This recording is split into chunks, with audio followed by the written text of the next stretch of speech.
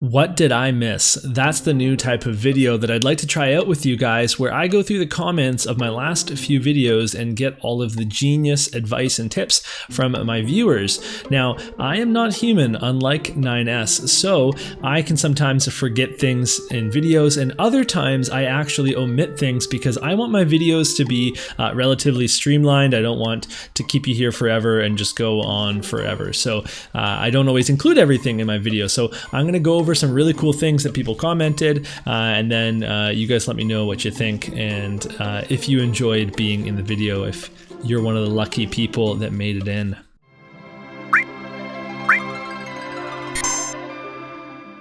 We're going to start with the should you pull astrologer card, and I want to talk about some comments that disappeared, and I don't know if these comments were deleted or what happened to them. They're not in my flagged comments. They weren't bad comments by any means, but both of them referred to how important this card is going to be for water parties, but also specifically mentioned WViktora, and one of them mentioned that Game 8 has this VC listed as a VC in a top tier PvP party. Now, there's some things that we have to take into consideration here that we don't have in global. So first of all, WViktora does have EX jobs, and that is something that is important for her longevity in JP. We don't know how she'll stack up against EX jobs when we get to the EX jobs, because we don't know if she's going to get hers right away. Now, this is a really weird party to me, and I was scratching my head for a while about it, so please enlighten me in the comments if I'm missing something. But from this composition, you actually get the 20% magic resist for water units from the astrologer card, but it doesn't even matter because the Fenrir card there is going to give 20% magic resist anyway, and then those don't stack. So what else would you use this card for? Okay, well, if we're using it for attack, then maybe you just use Ifrit instead. So maybe it's the acquired AP up, because that could be very important for Viktora. Well, she's using bells, so does she even need the acquired AP up?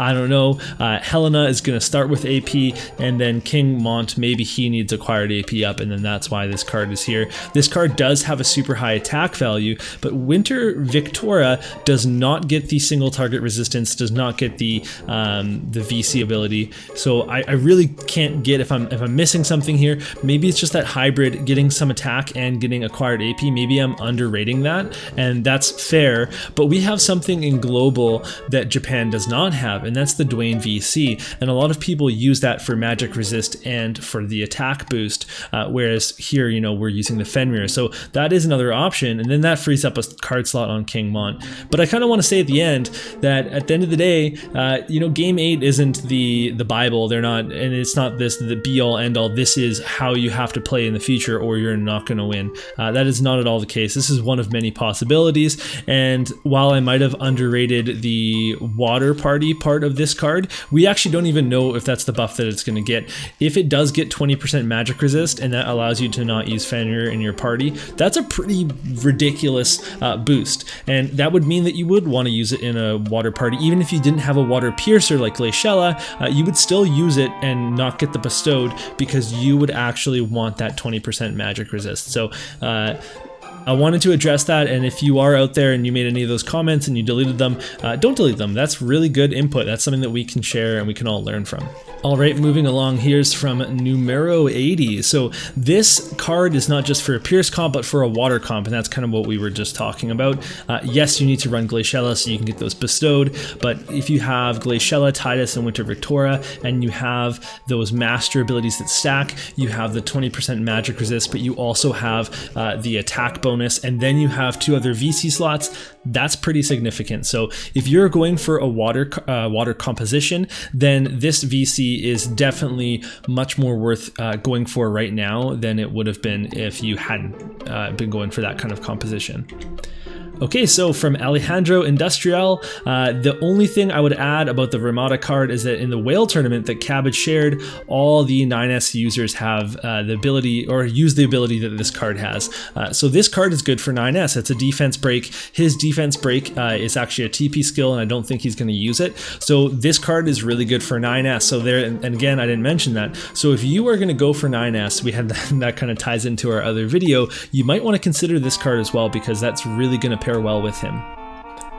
Now from Riley F, if you pull the MR card, so now we're talking about the Swordsman card, you can pull it and then just use MR Mog medals to max it. That is totally the case. That's really important to remember, that we get a lot of MR Mog medals for vision cards. You will be able to max this later on. It's not a high stress situation to get it right now.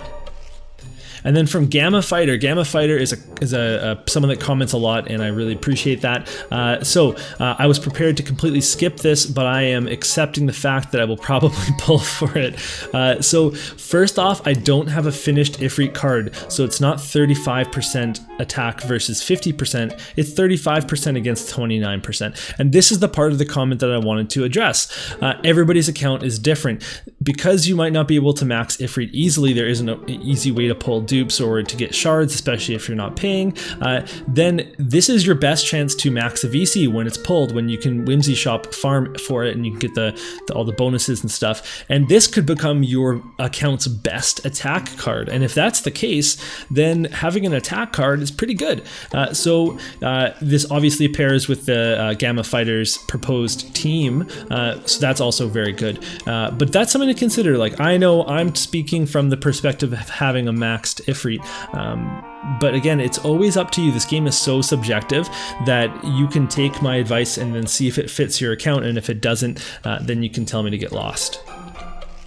Okay, and then finally we have Raindell, who says the real question is, will any of us go for these cards to prepare for our upcoming MR showdown? So after I did a collaboration with Raindell, he said we could do an MR version of it, and I said, heck yeah. So hopefully at some point in the future, we are going to be doing an MR arena battle, and I don't know if it's going to be live PvP or auto PvP. The only thing I can tell you with absolute certainty is that I'm going to win. So that's just, have to get that out there now. Now moving on to the 9S and Tidus videos. So from Rui Tang, who I got this comment from a bunch of people, so sorry if I didn't use yours. Also, 9S is machine, so Human Killer doesn't work on him. So if you have Human Killer from your Blossoms card, from your Odin, Esper, whatever it is, that is not going to work on 9S because he is a robot. That's definitely a huge plus for him as a PvP tank or a bruiser. Channel Raznov says, going to slow build them in the barracks. I don't actually like either character. Whoa. So I'll just take all the free shards I can get and bench them, lol. It's pretty good. And that's something I forgot to mention is the barracks. So you can get shards from leaving units in the barracks, even if they're limited. So if you do decide that you don't want to work on these guys, you can finish them off in the barracks, and that's definitely can ease your FOMO of not working on them when they're featured and when their collaboration is running. And then more on that point, stop being cheap, which is what I said, is kind of not an option for me, as I literally don't have the dollars.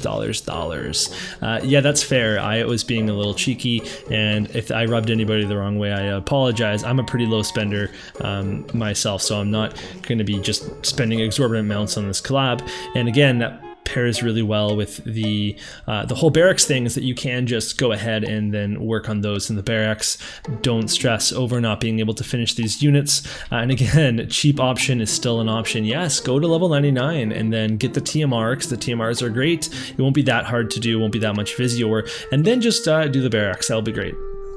Okay, does Tidus master ability of the water stuff stack with Krace's master ability? It does. Orange made a video about it. It's really good. It didn't seem like it was a straight 20% stack, but it was significant, like it was a good stack. So if you have a full water party and you do have Krace and Tidus or Winter Victora, then you're going to get all the master abilities, and they're all going to affect the stats in some way. Orlando can't wait for Tidus. Okay, get out of here, Justin Mendoza. Dan M says, my worry for Tidus is his lack of multi-hit unit single attacks. Only his high AP attacks have it, so if you have to run bells to make him useful, or you have to go full tank mode. This is really important. This is actually a glaring weakness that I forgot to mention in the video, is that if you actually look at Tidus's kit, he has very few AoEs. He can actually hit a lot of units very easily.